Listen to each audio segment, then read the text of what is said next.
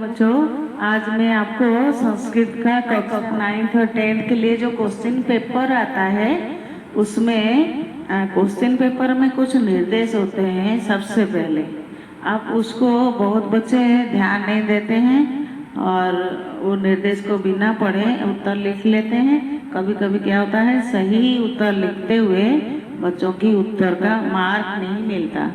तो आज आपको ध्यान से देखिए, मैं आपको अभी सैंपल प्रश्न पत्र के जरिए ये जो इंस्ट्रक्शंस है, जो निर्देश दिए गए हैं, उसको मैं समझा रही हूँ। सबसे पहले आप ये ब्लैक बोर्ड देखिए, इसमें जो निर्देश दिया गया है, इस प्रश्न पत्र में 4 खंड में प्रश्न आएंगे। पहला खंड क ये 10 मार्क का है, खंड ख ये 15 मार्क का है, खंड ग ये 25 मार्क का है और खंड घ 30 मार्क का है। इसी तरह का आपकी मार्क में भी विभाजित हुआ है।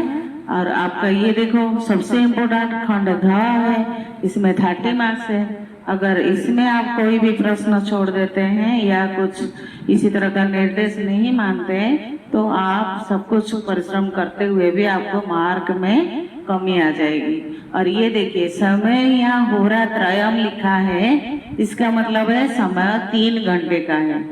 और इसके बाद निर्देश 2 में आप ध्यान से देखेंगे, आपके प्रश्न पत्र में लिखे होते हैं खंड क के सभी प्रश्नों के उत्तर क भाग में ही लिखना है। क भाग में मतलब क भाग का जितने भी 3, 4, 5 जो भी क्वेश्चन का उत्तर लिखना है, आपको खंड क में ही उसको लिखना है। अगर आपको उसमें से कोई प्रश्न का उत्तर नहीं आ रहा है तो आप उसी खंड क के लिए एक थोड़ा सा जगह छोड़ देना है उत्तर लिखने के लिए और आगे ख भाग का प्रश्न शुरू करना है।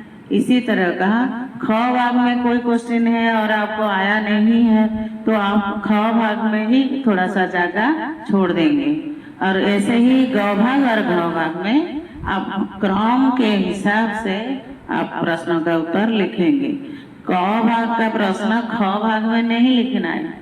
तो इसी तरह का जो सेकंड निर्देश है वो इसमें लिखा होता है, यह क्रमेण एकस्मिन् जगह का निर्देश है। और नंबर 3 में उत्तर लेखनात् पूर्व प्रश्नस्य क्रमांक लेखनीयः। मतलब आप उत्तर लिखने से पहले जो प्रश्न का उत्तर आप लिखेंगे उस प्रश्नों का नंबर जरूर डालना है। अगर आप प्रश्न नंबर ना डालकर उत्तर लिखेंगे तो आपको कितना भी अच्छे से उत्तर लिखा है लेकिन उसका मार्क नहीं मिलेगा। ठीक है, तो ये सब आपको ध्यान देना है। और उसके बाद जो चतुर्थ निर्देश है, सर्वेषां प्रश्नानां उत्तराणि संस्कृतेन लिखनीयानि। मतलब जो भी सब प्रश्न है, जो आपको तो उत्तर किसी में चॉइस फिलिंग उसमें वर्ड्स दिए होते हैं, शब्द दिए होते हैं, आपको भरना है, खाली स्थान भरना या हाँ या ना में जो जवाब लिखना, वो तो आप उतार देंगे। लेकिन जब आपको संस्कृत हिंदी में या इंग्लिश में लिखा है, अनुवाद करना है, तो आप इसमें संस्कृत भाषा ही यूज करोगे। आप हिंदी में नहीं लिखना है। अगर आप हिंदी में उसका उत्तर लिख लिया, मिला दिया संस्कृत हिंदी, आपको वो मार्क नहीं मिलेगा। इसलिए हमेशा आपको संस्कृत भाषा में ही उत्तर लिखना है।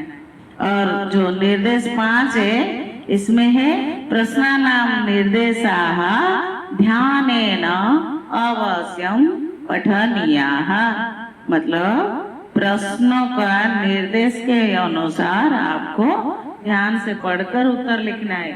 मतलब जैसे किसी क्वेश्चन में आपको विशेषण पूछा गया है, आप विशेष लिख देते हैं। कभी संज्ञा पूछा है, आप सर्वनाम लिख देंगे। तो वो चीज आप ध्यान से देखना है। जिस हिसाब से जो निर्देश दिया गया है, आपको उत्तर प्रश्नों के निर्देश के अनुसार ही उत्तर लिखना है। इसी तरह का आपके ये सैंपल प्रश्न पत्र के जरिए मैंने आपको 9th और 10th क्लास में समान प्रश्न पत्र आते हैं इसी तरह का। इसीलिए दोनों क्लास के लिए ये प्रश्न पत्र का निर्देश जानना जरूरी है। और आप फिर अगर आपको और ये आगे की जो वीडियो है, मैं इसमें आपको खंड क में 10 मार्क में कौन कौन से क्वेश्चन आएंगे, खंड ख में 15 मार्क में कौन से किस तरह का प्रश्न आएंगे, खंड ग में 25 मार्क में किस तरह का प्रश्न आएंगे, और खंड घ में 30 मार्क के मतलब किस किस तरह का क्वेश्चन आपको आएगा और आपको कैसे उत्तर लिखना है, ये मैं आपको समझाऊंगी। इसलिए मेरे ये चैनल को आप सब्सक्राइब कीजिए, लाइक कीजिए और शेयर कीजिए। आज के लिए इतना ही। अब नेक्स्ट वीडियो में मैं आपको खंड के बारे में बताऊंगा। धन्यवाद।